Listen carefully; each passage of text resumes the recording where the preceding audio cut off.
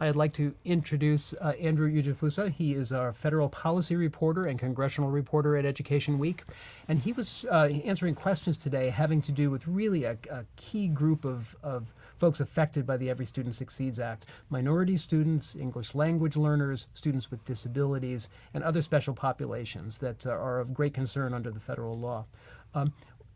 Based on the questions that you were receiving in your booth, what kind of concerns are there from our readers about how well these students are going to be treated by the states and districts under the new law?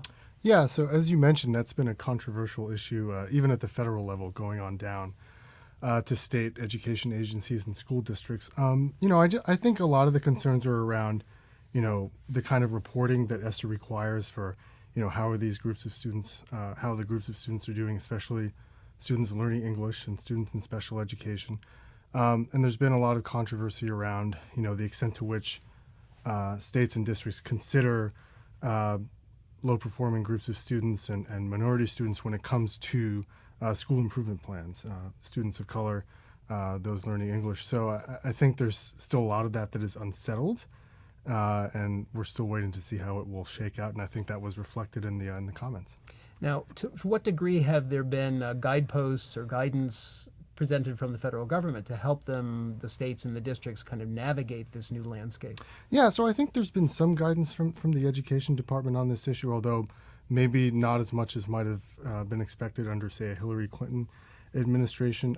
There's still a lot of flexibility for schools in particular when making individual curriculum decisions about English learners, which can be very difficult. I think that was reflected in the comments. There's a lot of anxiety about how ESSA will or will not impact that. In terms of additional reporting requirements that weren't present under NCLB for English learners, for example, you have to report on long-term English learners, those who are still identified as English learners after 5 years, and also for students who have exited English learning programs, how they're doing in sort of the more mainstream student population. But I think there's still a lot of uncertainty about how those impact and accountability requirements will impact schools. It's important to remember that, unlike under No Child Left Behind, there's a requirement for English language proficiency to be included in state accountability plans. So that's a big shift for many school districts.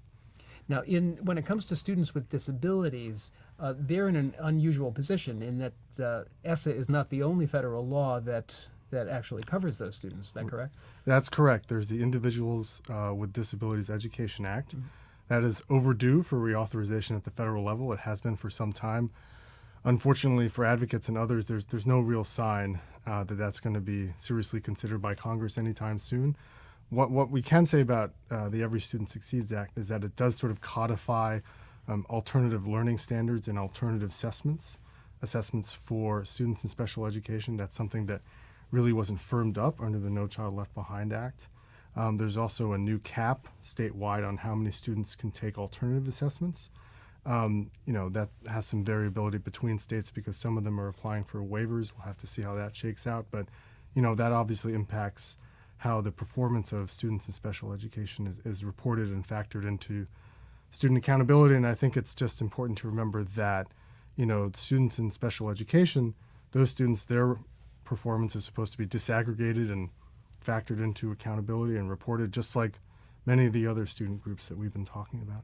Now, do we hear very much from the advocacy community about enforcement issues having to do with the states? Have we heard very much from those folks who are really looking out for these disadvantaged groups in some fashion? Yeah, I think we have, and I think, again, that's been reflected in federal discussions and discussions on Capitol Hill about these students. One of the biggest points of tension between Secretary of Education Betsy DeVos and congressional Democrats has been how these groups of students are being treated or not being considered when it comes to school improvement.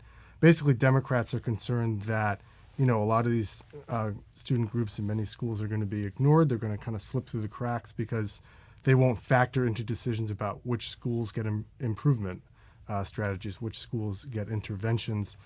On the other hand, Secretary DeVos has said that I'm approving plans that abide by the letter of the law, and states should maximize the flexibility, and that they haven't used their discretion. So as you can imagine, those different points of views create a lot of tension. Well, thank you very much, Andrew. And for those looking for more information, please follow us along at the Politics K-12 blog at Education Week. Thanks, Mark.